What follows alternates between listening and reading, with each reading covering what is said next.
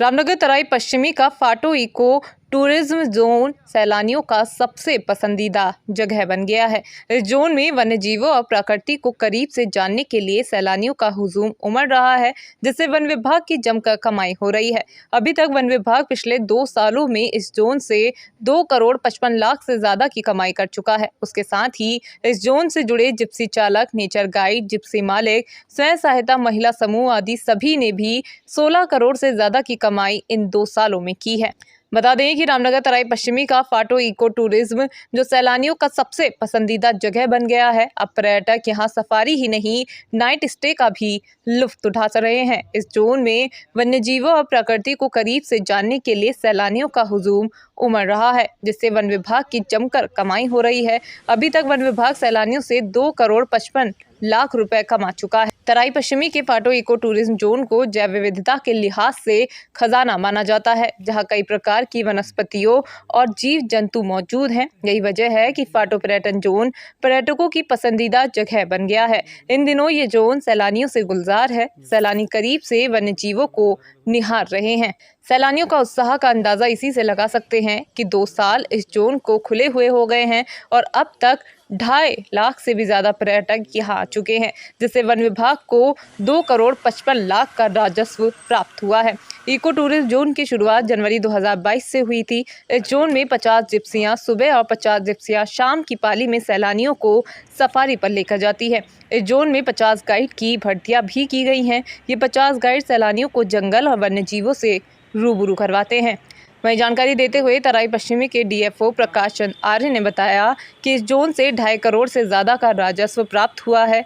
वहीं अब वो राजस्व को एक सिस्टम का प्रयोग करते हुए उन पैसों से 17 हट्स और बनाए जा रहे हैं, जिनमें पर्यटक रात्रि विश्राम का आनंद उठाएंगे। उन्होंने कहा कि अभी हमारे पर्यटकों के नाइट स्टे के लिए एक ट्री हाउस के साथ ही 2 अन्य कमरे मौजूद हैं और इस साल के अंतिम तक 17 कक्ष तैयार हो जाएंगे।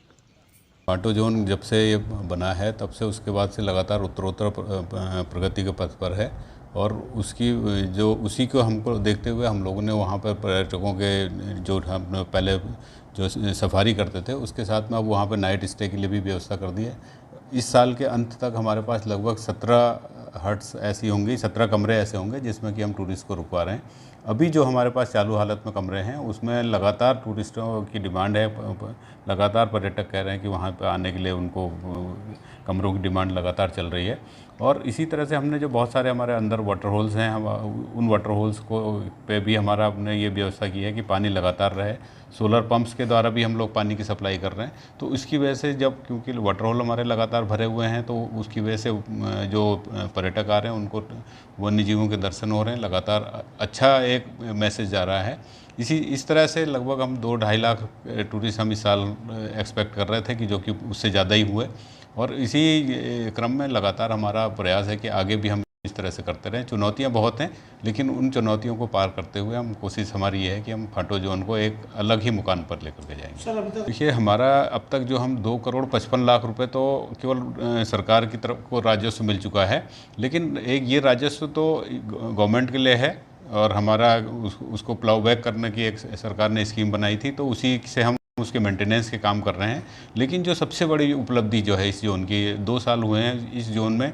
2 साल के अंतर्गत जितने भी जो इसके स्टेक होल्डर हैं, हितधारक जितने भी हैं, जैसे चाहे वो महिला स्वयं सहायता समूह लीजिए, गाइड्स लीजिए, गाड़ी जिप्सी चालक लीजिए, जिप्सी मालिक लीजिए, इन सबको मिलाकर के लगभग 16 करोड़ रुपए इन लोगों को मिल चुका है 2 साल के अंदर। ये कि जो कि एक जो रोज़गार का एक बहुत बड़ा साधन उनके लिए बन के तैयार हुआ है।